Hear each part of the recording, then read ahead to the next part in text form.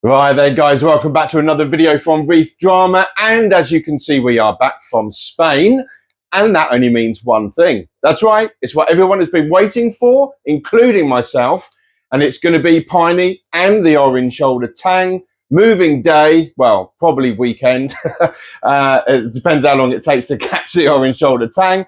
But we're going to be getting him from the 625 XL G2 in the lounge and bringing them both into Piney's Cove behind me. So, without further ado, let's go catch some fish. Right then guys, so we're now in front of the 625 and starting to get sort of bits set up. Got the container in here, the plastic sort of fish tank I'm going to transfer Piney in. We've got the thing coming through the window at the moment. I'm going to be putting that into the tank so I can drain some water down into one of these buckets that I've got. So we'll have some tank water in there. The plan is then to get Piney into this and then lift this out and then tip him and the water into that white bucket. So I can then transfer him out, obviously, to the pond and then do a little bit of drip acclimation, only because the nitrates in here are a lot higher than what they are in the pond. The salinity, the temperature, the pH, they're all the same, they're matching, but it's just the nitrate that is higher in here. And also the phosphate is a bit higher as well. So do a little bit of drip acclimation and then hopefully that will help. So I'm not going to do too much filming of this process. It's going to be stressful enough as it is, but I will capture, a few bits and pieces along the way. But for the moment, just going to get everything set up and I'm going to try and catch him. And then it will be a case of trying to get hold of this guy down in here. He's going to be the pain. Right, let's see how we get on. Okay, so we're just casually taking the Porcupine Puffer for a little walk up to the fish house. So, oh, sorry, camera's going everywhere. So he went in there pretty well, to be fair. I just kind of put it open towards him and he swam right in. Closed the lid. Just had to take out some of the water that was in the actual plastic fish tank thing itself, so I could then lift it out of the water and then tip it into the white bucket that I've got here that already had some of the water in anyway. So he's now in there. I'm going to set up this drip acclimation and we'll go from there. But let me put you down for 2 seconds. I'll get the drip acclimation working and then I'll pick the camera back up again and then we can have a quick look at him in the bucket. All right then guys, so here we go. Got the drip set up and got him in the bucket, which is just the normal 25 kilogram Pro Reef salt bucket that I always use. But look at him in there. He is massive. So I'm going to let that run. This is obviously 625 water in here. And it's clearly got just a bit over halfway to fill all the way up. So that will be enough. This should be fast enough to not let the water go cold, but also not let it do it for hours and hours and hours on end. Basically want this to sort of come up and at least double the water that's already in there. But look at him though. He's so cool. Let's just move that over the way there. We can get, without the bubbles and the splashing, get a better view of what he looks like. In fact, we turn the light on as well. There we go. Look at that. He's a bit too big, really, I think, for the bucket. He's just keeping his tail a bit curled over at the moment. Although if he put his nose right up to that edge, I think he might just about have enough room. But yeah, he's pretty sizable. It's a good old chunky monkey in there. As I say, we're going to let this drip in, and when it's, as I say, almost to the top, I'll come back and then we're just going to basically lift the bucket up and we're going to put it straight into here. So we're getting there. Right there, guys. So it is now filled up. So what I'm going to do is I'm going to flip you around, show you that filled up. I've got a little kind of jug. So I'm going to jug some of the water out just so as I can pick it up easily. And then we're going to be putting into the pond. So let's show you what's going on now. There we go. So we've got it all filled up, almost to the top. And as I say, I'm just going to get a little jug here. And we're going to take some out. Excuse me, Piney. Like so. Let's dip it out there somewhere. And like I say, this is literally just so as I can kind of pick it up a bit easier. There we go. That should do it, I think. Alrighty. Let's shut this door again. So I've got the cross waves all turned off. The octo is also turned off. I'm just leaving the return pump on. So I'm going to set you guys down here so you can see what is going on when he gets tipped in. Okay. Okay then, guys, you ready? Here we go. Okay then, guys, so basically I kind of wanted to swim out, same as when I took him out of the tank.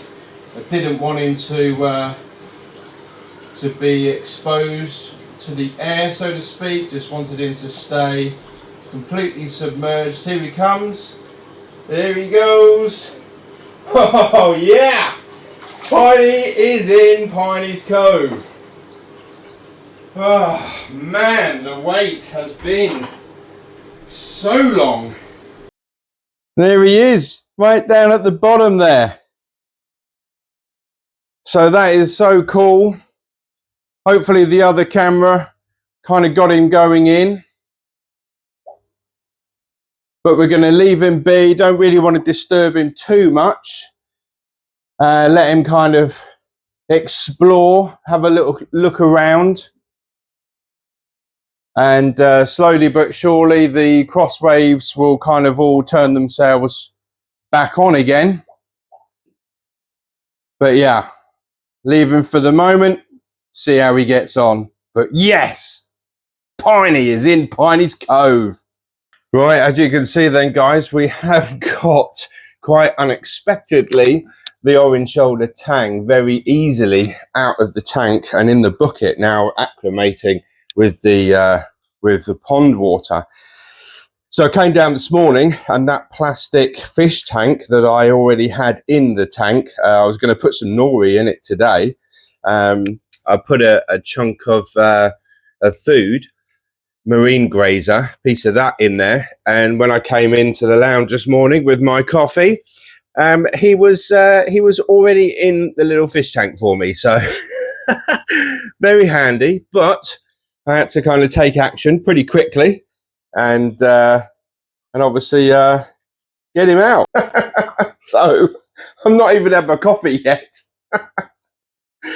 But I mean, I'm grateful. Thank you, Orange Shoulder Tang, for being in that little plastic tank for me. All I had to do was lift up the big lid, shut the little lid down of the actual little plastic fish tank thing, and kind of get this bucket ready and put some water in it from the tank, tip him in, bring him out here, acclimate, and then he could go in with Piney. So talking of which, let's have a quick look and see Piney this morning.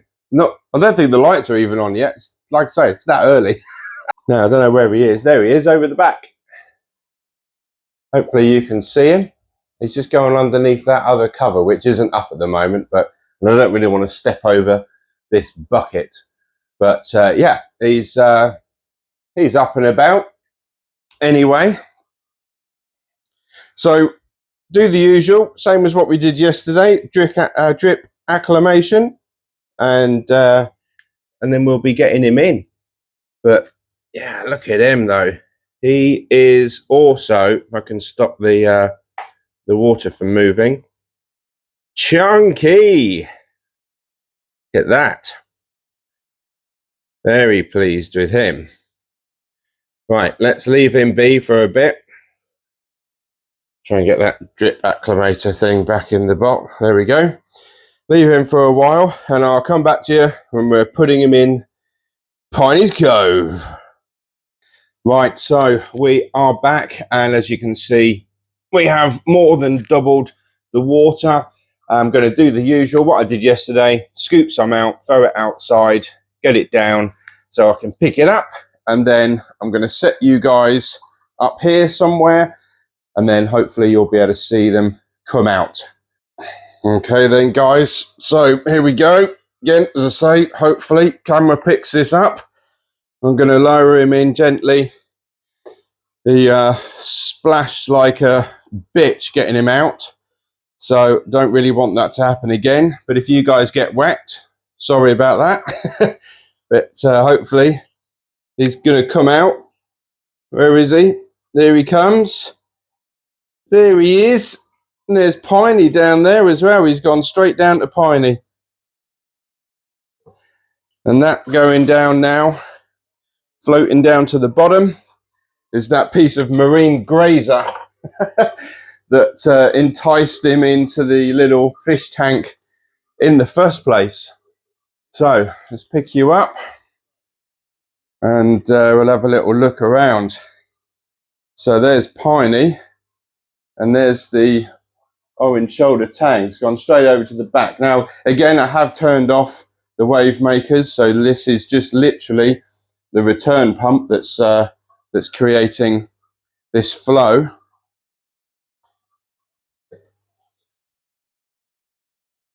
Now let's see if we can get rid of some of this glare through the windows.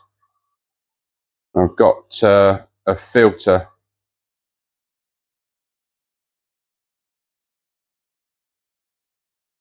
That's probably about the best I can get it. Plus the lights are just starting to come on as well. So there's Piney. There is the Orange Shoulder. There he is, right over at the back there. So cool. Oh man, this has been such a long time coming.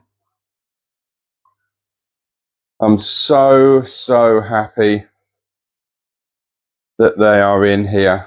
Piney, look, he's having a good old swim around. He can get up to quite some speed when he wants to. He's pretty fast. But they're going to really enjoy now being in here,